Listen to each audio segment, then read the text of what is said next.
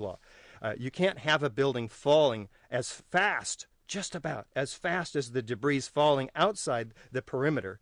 You can't have the building falling that fast through 80,000 tons of structural steel designed to resist that with a safety factor of 3 to 5. These buildings are that much stronger than they need to be to resist any such collapse. And by the way, there was no pile driver driving the rest of the building down. It's destroyed itself. The 15-story section above the point of jet plane impacts has destroyed itself. There's nothing driving the building down after that. The photos and videos are very clear. The building's tearing itself apart at almost free fall acceleration and ejecting perimeter wall units 600 feet laterally at 50 to 70 miles per hour. I don't know the conversion there, but it's very, very fast. These can only be propelled by explosives. You point to puffs of smoke coming out of the structure and you assert that they are the controlled explosions, yeah?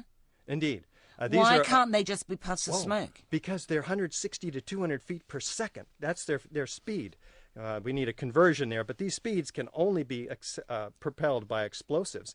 And indeed, they occur 20, 40, and even 60 stories down below the canopy of destruction in each of the twin towers. And they're perfectly engineered to, between the midpoints of the columns. And they're not puffs of air. They're pulverized building materials that are being blown out of the side of the building. It's very clear that people will see this on the DVD and online. Also, you're suggesting FEMA knew because they were there for a biochemical attack drill. They were on site ready. This is true. The day before 9/11, so they knew that the building, the attack, I don't know what they was knew. going to be staged. And I don't know if it was a coincidence, but we have hundreds of FEMA employees downtown Manhattan preparing for a biochemical drill the next day. And what happens the next day? So you're saying 9/11. No coincidence there. I have no idea. I'm just pointing out the facts. But why would you point it out? Because it's in alignment with all the evidence that we discuss and will be showing today at 2. 50,000 occupants did not know anything was going on. Well, there was a capacity of 50,000 in the buildings. In fact, they were they were white elephants. They were like half empty or so.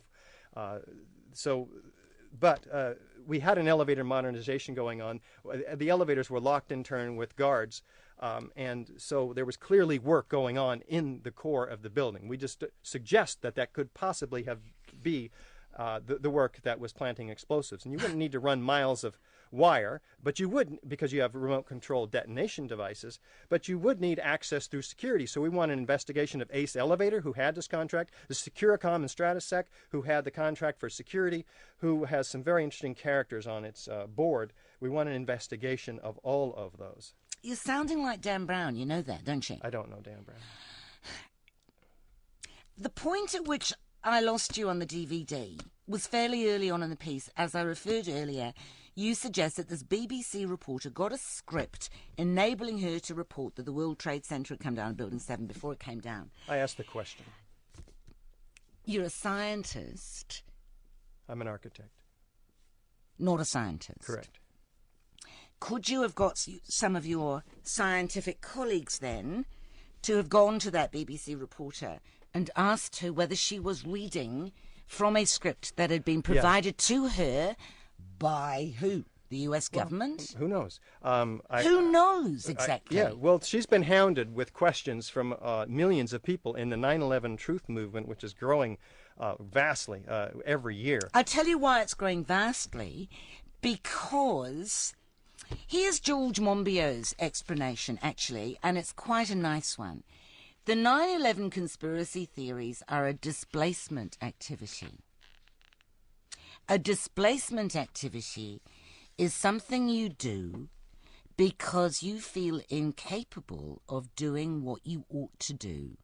A squirrel sees a larger squirrel stealing its hoard of nuts, and instead of attacking its rival, it sinks its teeth into a tree and starts ripping it to pieces. Yes, well, this kind of nonsense ignores the evidence that we bring. Now, anybody who has the courage to come today at 2 p.m. to the Tapapa Museum will see. I think you've advertised your session enough, and anybody who wishes to hear you talk need only go on our website, and they're familiar with that. Excellent. Let me ask you this. You've talked about the scientific method. you also quote polls which indicate that 36% of Americans consider it likely that government officials allowed the attacks to be carried out or carried out the attacks themselves. What does that indicate to you? Well, it indicates that there's doubt about the story, which is so full of holes you can drive a truck through. How do you feel about the theory of evolution? I don't have an opinion on that. Why not? A majority of Americans Mm-hmm. doubt it. I think that's true. Do you doubt it? I know it makes sense to me, but I haven't thought about it too much. Evolution.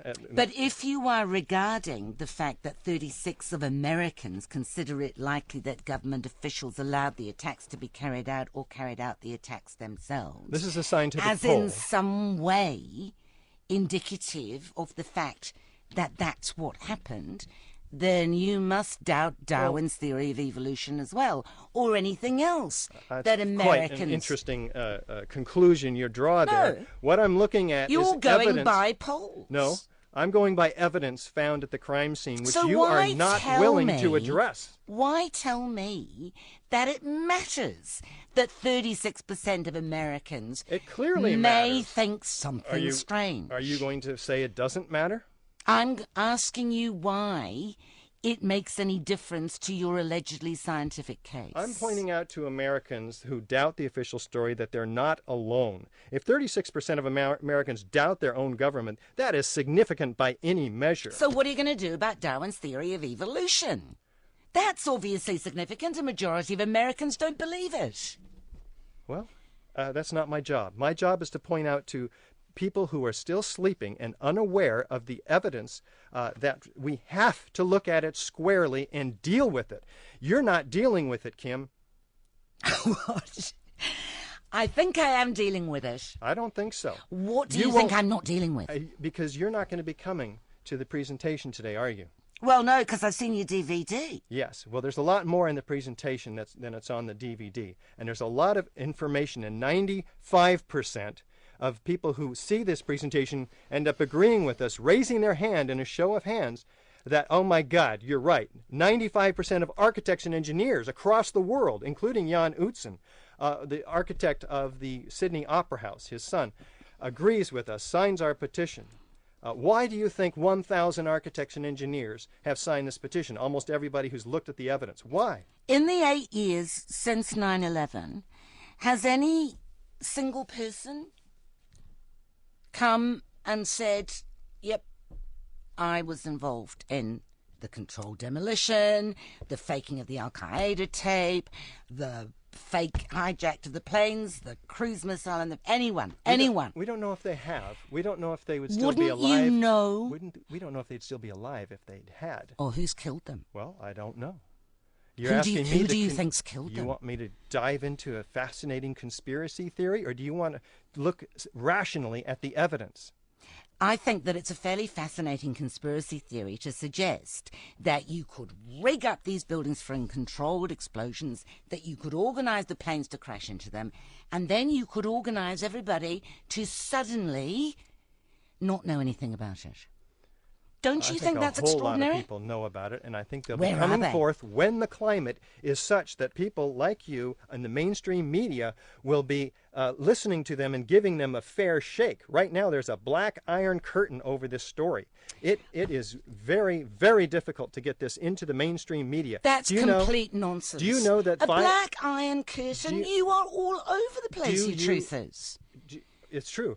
But we're not getting mainstream media attention. Why do you think that is? Why do you think that is? Well, I do know this. In America, five corporations own 90% of the media. You know who sits on the board of those corporations? The same people who profited enormously from 9/11 in the industries of the oil industry, the defense industry, the banking industry, the insurance industry. This is problematic for us. You can call that conspiracy, but it is fact. That's extraordinary, and it really illustrates why I mentioned earlier on in the interview that Counterpunch commissioned its own expert to test the official findings, and they found that NIST was right, and they demonstrate how Building 7 collapsed, and I reiterated what they found before. Counterpunch is a radical left-wing magazine.